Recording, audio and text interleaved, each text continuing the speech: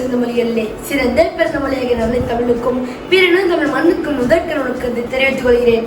அனைவருக்கும் நன்கு கலந்த வணக்கங்கள். என் பேர் காயோஷி, 8ஆம் வகுப்பு பயில்கிறேன்.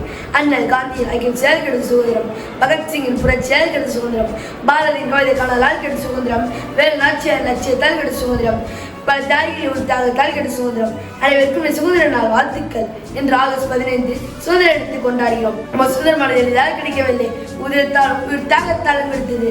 அந்நிய ஆதிக்கத்தில் அடிமைப்பட்டிருந்த நாம் இன்று அச்சமின்றி வாழ்வதற்காக நம்ம தாய்கள் பெற்றுக் கொடுத்த சுதந்திரத்தால் தான்.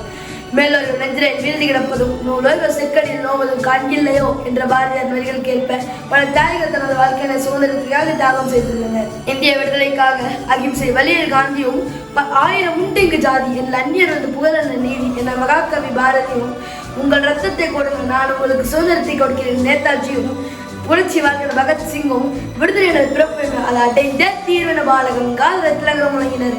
மேலும் நம்ம தேசத்தின் வாழ்வதனை ஆங்கிலேயர் ஆட்கொண்ட போதிலும் அகிம்சை காந்தியும் கவியில் முண்டாசு கவியனும் வீரமாய் வீரவாண்டை கௌட்டபொம்மனும் தன் நலம் பாராமல் ஆண்களுக்கு இணையாக பெண்களும் இந்த சுதந்திர போராட்டத்தில் பங்கு பெற்றனர். இவர்களின் பங்கு மகத்தானது.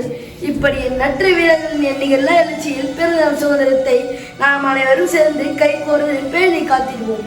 என்றென்றும் 30 கோடி முகமுடையார் உயிர்மொழி முறை ஒன்றுடையார் என்ற பாரதியார் வரிகளுக்கு ஏற்ப பல தியாகிகள் ஜாதி மதம் மொழி என்று நாம் அனைவரும் வேறுபட்டிருந்தாலும் நாம் அனைவரும் இந்தியர்கள் என்பதில் ஒவ்வொரு இந்தியரும் பெருமை கொள்வோம்.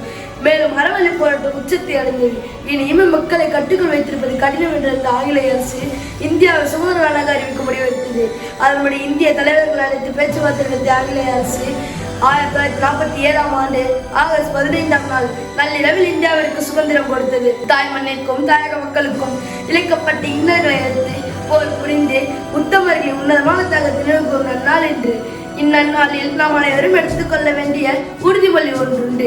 நம் முன்னர் போராடி பெற்ற பொன்னான சுதந்திரத்தை அறச்செயல்களுக்கு அறவழியில் மட்டுமே பயன்படுத்துவோம் என்றும் பொன்னான சுதந்திரத்தை நம் கண் போல காப்போம் என்றும் உறுதி கொள்வோம். ஏனெனில் பலரின் உதிரங்களை உருவாக்கி உதித்த சுதந்திரம் நம் சுதந்திரம் என்று கூறி வாய்ப்புக்கு நன்றி தெரிவித்து விடைபெறுகிறேன். நன்றி, வணக்கம்.